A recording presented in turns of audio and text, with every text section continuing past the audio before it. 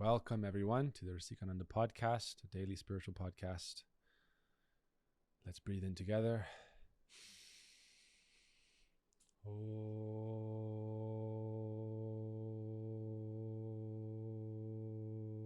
Shanti, Shanti, Shanti. Radhe, Radhe. So we left off at this beautiful verse, very core verse for us, Bhakti yogis. Sadhu Sangha, Sarva Sastre Koi, Lava Matra Sadhu Sangha, Sarva Siddhi Hoy. An 11th of a second of association with a saintly devotee of the Lord grants all perfection. How long does it take to change your life? It takes momentary, transformative experience. It can alter the course of not just this life, but your entire sojourn in samsara, material existence. This life-altering moment, that's why it's not a second. 11th of a second means a momentary association.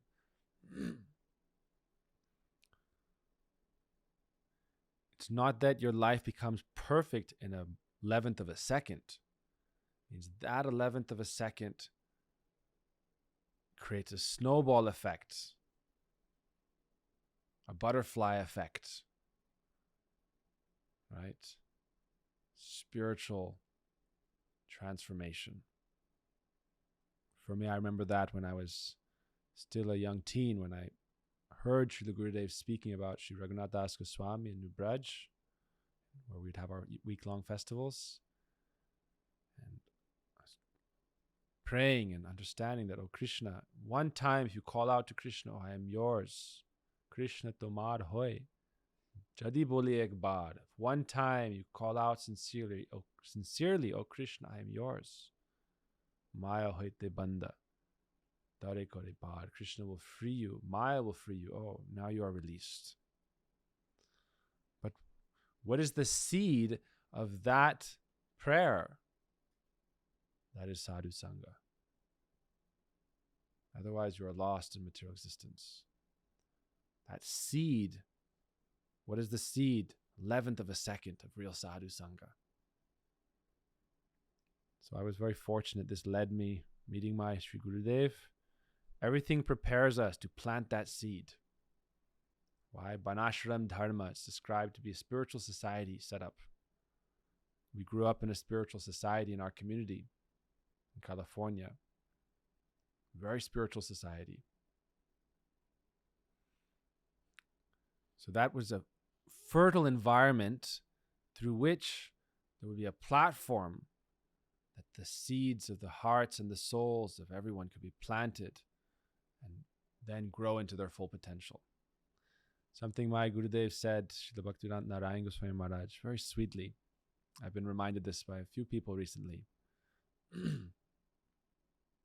Gopanandini Mataji especially, who lives in our New York ashram, our university there for spiritual studies. Gurudev called her Guru Ma. This means the mother Guru. So he said that when Gurudev came to New Braj, he said, oh, these are all Prabhupada's family, his disciples. I'm serving them as he requested me to, again and again, take care of my family. Even when Gurudev was in India and Prabhupada was preaching in the West, he said, please help me take care of my family, my parivar. So Gurudev came and he did that service, but he said, some of these people, they are mine. He said, these children, they are my children. Why? This is spiritual family. So I was very fortunate to be one of those kids. Therefore, I have so much affection for all of my brothers and sisters. Why? We are family. This family bond is not material. This is spiritual, transcendental. And if we follow this process of spiritual life, we can realize our eternal position and our eternal family beyond matter. Spiritual home means spirit is higher than matter, consciousness is higher than matter. Therefore, consciousness has its own conscious realm or abode where everything is there existing in satta, not asatta. Satta means pure existence, which is eternal, as the Bhagavad Gita says. That which is eternal is not temporary. That which is temporary is not eternal. So our spiritual family is not temporary, it is eternal. If our material family disappears, our spiritual family doesn't disappear. Therefore, how can we be present, situated in our spiritual identity, spiritual reality, with our spiritual family? That is our question. That's why this topic is spiritual family.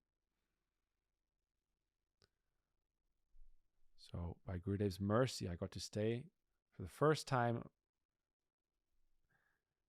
over a month, and also without parental supervision, right? Because every year I would go to the pilgrimage for 1 month, and I stayed for 6 months. 6 months. I remember my dear elder sannyasi, Shripad Bhaktivedanta Vaikanis Maharaj, who also is based in our New York ashram, our university for spiritual studies. Back then, he was living here in San Francisco,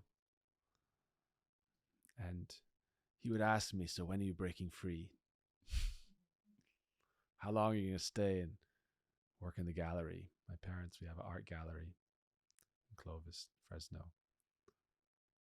Gurudev's been telling you, be a monk, serve his mission. How long? I'm working on it. So I remember my father brought me, as he would always bring me. My father brought me, so I owe a great, enormous debt of gratitude to my father and my mother for their unparalleled help as parents. They say you should not be a parent unless you can deliver your children from the sea of material existence, samsara. So how does a parent deliver their children? They help, take care of them, support them, love them, cherish them, nurture them, let them be kids and grow up, but teach them spiritual values. Live with a spiritual value yourself, right? Be a good example, not telling them what to do, but doing what you want them to do yourself. So my father from the beginning brought me back to India again and again and again. And I remember he brought me and gave me to the shelter of my shelter, right? The very dear, intimate associate and disciple of my beloved Srila Gurudev, Bhaktivedanta Narayan Goswami Maharaj. That is our Shripad Pujapad Sevaratna Prabhuji. For those who know, but mostly this is addressed to those who do not know. So we have a beautiful temple there in Vrindavan, the land of Krishna. This temple is right on the bank of the sacred river Jamuna, sister of the Ganga. Very beautiful river where Krishna every day performs pastimes with his beloveds, swims in her waters. So right on the bank of that river, the holiest of rivers in the sweetness of the love of Radha Krishna. Right near Keshigat, where Krishna performed very miraculous activities, defeating powerful demons. It's a beautiful temple. Red stone, majestic, like a Rajasthani castle. Very beautiful, stately. More than a temple, it's a residence for prestigious, saintly householders. Yes, built by the Dutch. Good taste. Our Gurudev, he would stay there for a few weeks every year for his Kartik Parikrama. Once that was built and established, what year was that? This must have been 2003 or 4. So in 2005, I remember my father had agreed to the proposal. I'll stay for 6 months. No problem. 6 months, no problem. Sometimes when you sign a contract, you understand what you're signing. Right? You would know this. Given a lot of paperwork, right? Like our Congress does also, right? Thousands of pages. Sign it by tomorrow night. Right? So what are the terms and conditions? You don't know. Right? When I was a kid, everyone was saying, be a brahmachari. Right? Parents, teachers, hey, don't pass notes to girls, be a brahmachari. But when it comes time for the fruit to fall from the tree and for the farmer to collect the fruit and give it to the rightful owners, right? The farmer is doing service, taking care of the tree, cultivating the tree, then collecting the fruit. So when it comes time to collect the fruit, you think, oh no, who's taking the fruit? It's my fruit. No. You already gave away the fruit. You're just taking care of the fruit. Right? Someone owns that already.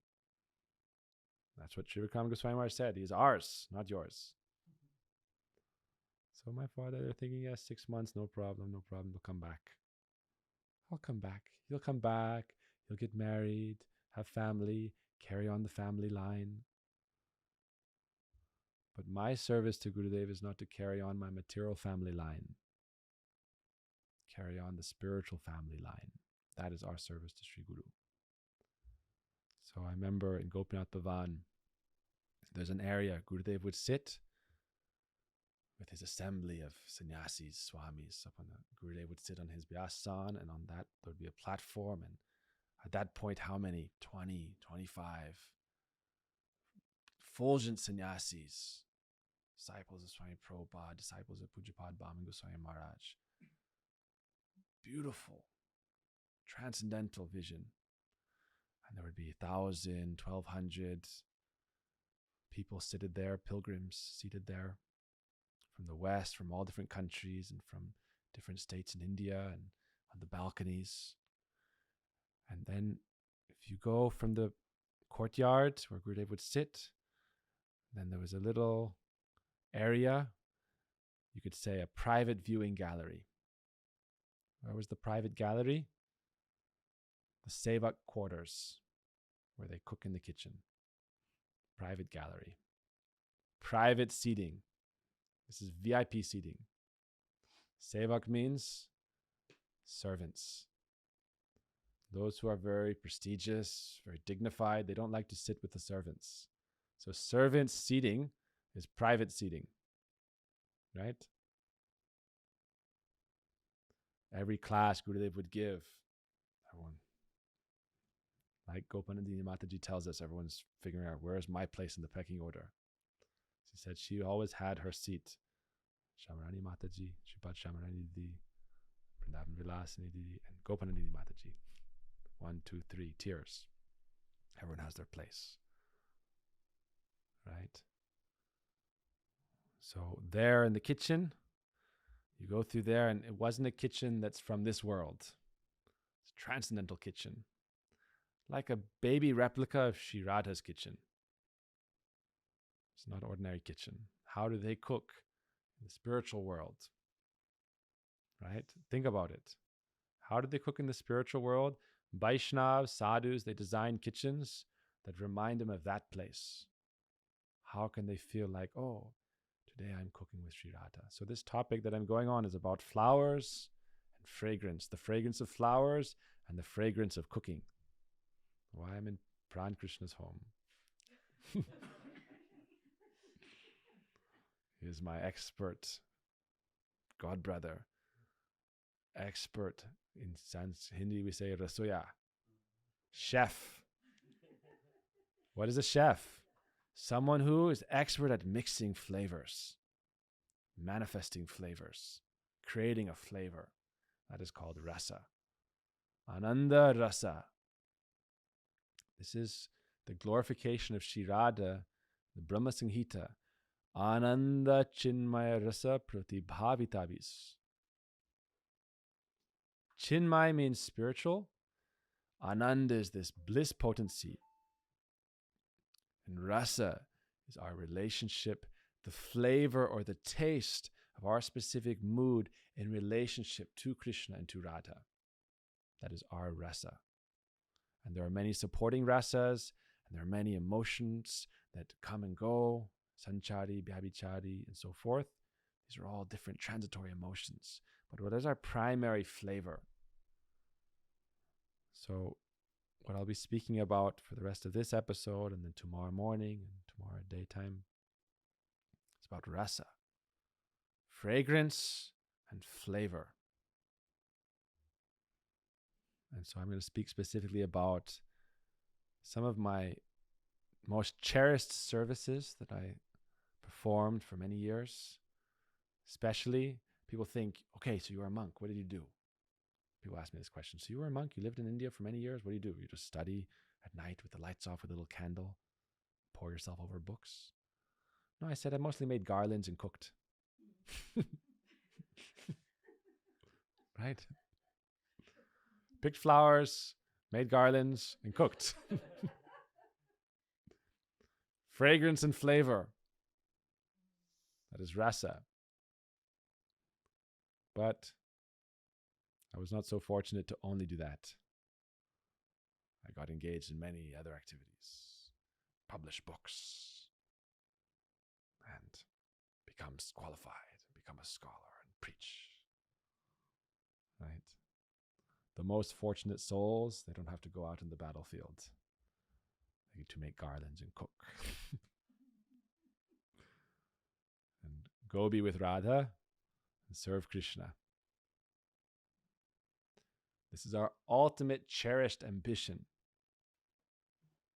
Right? But poetry, music, and play and drama, this is all very good also. This is very sweet. So there's a place for everything. So I want to get to this quick story and explain the situation up to it. Right? This is primarily storytelling podcast. This is story time with Swami. All right? Story time.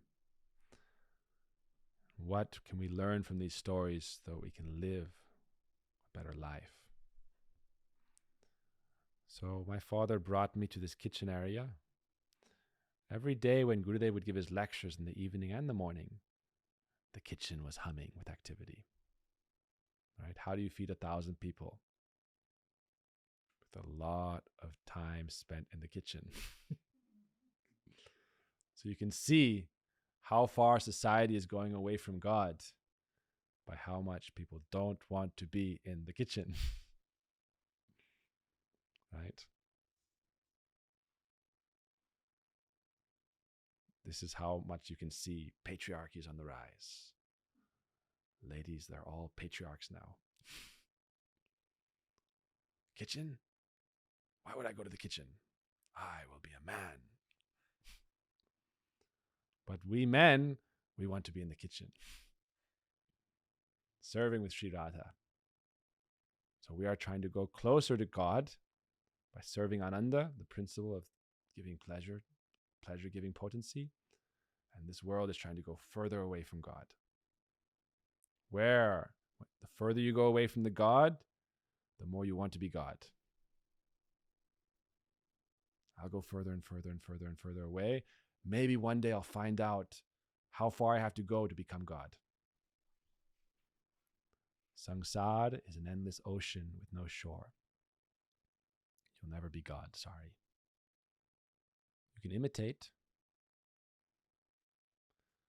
but it won't satisfy your soul's yearning for relationship and sweetness and affection. So there in the kitchen, every morning, evening, we would listen to the discourses of my Gurudev, our Gurudev, while sitting there, and it would somewhat hidden. Why? Because it's a little back. But especially when he would speak, we would very silently sit and peel potatoes and listen to his katha. This was our service. This is the most sweetest place in the world. Why? Gurudev, Radharani's associate, is speaking, and we are sitting in the private gallery, right? No one's fighting for that position. That's an amazing position, VIP seating that no one wants, right? Who wants it? Those who understand spiritual family relationships, right? We are sitting in class, hearing about Gurudev speaking. And what is Gurudev saying? Okay, what is Gurudev's most famous refrain in his classes? Famous, right? So Gurudev is sitting there speaking on a dais with all of his sannyasis and 1,000 followers. And Gurudev speaks and speaks, and he speaks philosophy and wisdom and the soul and Sankhya Yoga and all these different kinds of knowledge. And then he speaks about Braj, the moods of the gopis, coward damsels of Vrindavan. And he speaks about Mother Yashoda and her love for Krishna. He speaks, at that time, Kartik month, speaks about Damodar. And it tells the story of how Mother Yashoda is cooking for Krishna, Shri Radha. And then he says, Govinda Dhamo Dharmadhaveti, Govinda Dhamo Dharmadhaveti, Govinda Dhamo Dharmadhaveti, Govinda Dhamo Dharmadhaveti. And he says the gopis are churning yogurt, making butter and singing Govinda Dhamo Dharmadhaveti, Govinda Dhamo Dharmadhaveti. He Krishna, He Yadav, He Saketi, Govinda Dhamo Dharmadhaveti. They are singing this and they are cooking for Krishna. Right? So Gurudev is speaking this katha, but no one is fighting to peel potatoes. Sahi baat. So Vaishnavas are sitting there. I had that fortune sometimes later on, but also there cutting pumpkin. I remember some early years, one time I stayed up all night and prepped all day and stayed up all night from why you have to wait for the dinner cooks to finish, cooking for 1,000 people, and then you have to clean the big pots. How big is the pot? Not American kitchen sink. Indian kitchen sink. Kitchen sink means big hose, a lot of bricks, stone, and a lot of soap and scrubbers, cold feet. Hot water? No. Then afterwards, we get to cook. I remember cooking from 8 p.m. to 6 a.m. Sweets. 3 of us sitting around the fire, cooking for Krishna, singing Govinda Dhamo Dharmadhaveti, Govinda Dhamo Dharmadhaveti, Govinda Dhamo Dharmadhaveti, Govinda Dhamo Dharmadhaveti. So there in the kitchen. Kitchen is the house of rasa. This is how you call it in Hindi. Rasoi Gar. Right? Yes. So the house of rasa. Okay? So there, my father brought me, and this was evening time now, after evening program. Like 8 p.m., class is finished, arti is finishing, people ready for prasad. And there in the kitchen, it's very dimly lit. The fires are burning, only the coals, but 3-4 big fire pits and the orange glow of the coals. And our dear Prabhuji was sitting there in a chair with some of the team, some of the intimate family. It's called the Seva Party. In New York Ashram, in our university there, we have the Seva Party. This is the party. You understand? This is the fun. Seva is the fun. Seva is the ananda. The rest is just scholasticism. Dry. Boring. Seva is the fun. It's where the fun's at. Say, do you feel the bhav? Do you feel the bliss? Do you feel the sweetness? Seva is where the sweetness is. Why? This is serving the ananda principle. Seva ananda. Premananda. Seva gives bliss. Seva gives prem. Prem is seva. Seva is prem. Therefore, our website also, you want to say, what is your website? Serve Love. Simple. servelove.com. Simplicity is Vaishnavism. Right? I live in the East Coast now, so Henry David Thoreau, Walden, they say, he once wrote, simplify, simplify. And Emerson responded. He said, saying it once would have been enough. Simplify. Simple living, high thinking.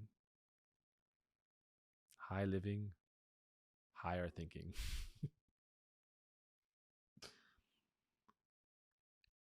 So there in the kitchen, in that beautiful setting, my father brought me, said, oh, this boy will stay with you 6 months. Okay? Yes, okay. And they spoke for a few minutes. I was sitting there, stupid, ignorant boy. That's what I was. Mostly that's what I am also. But I'm slightly more informed by the passing of many moons. Right? We'll talk about all the moons. Right? Don't worry, in this podcast there'll be plenty of politics and plenty of intrigue. Who is our Gurudev and how he came to the West and how he was, all the controversies around his prachar and is bona fide or not bona fide? Should we hear from him or not hear from him? And all the intrigue. Don't worry. It's more than Mahabharata. But I will keep it kosher. Right? We'll keep it PG. But there's some spice necessary. Right? The truth is the truth. If the truth has chili in it, you shouldn't pretend it has no chili. Ye khichdi khao. Take this khichdi. Does it have any chili? No. But when you eat it, it burns your mouth. Right?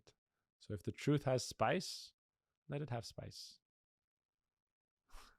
Little bit of spice brings out good flavor. Right?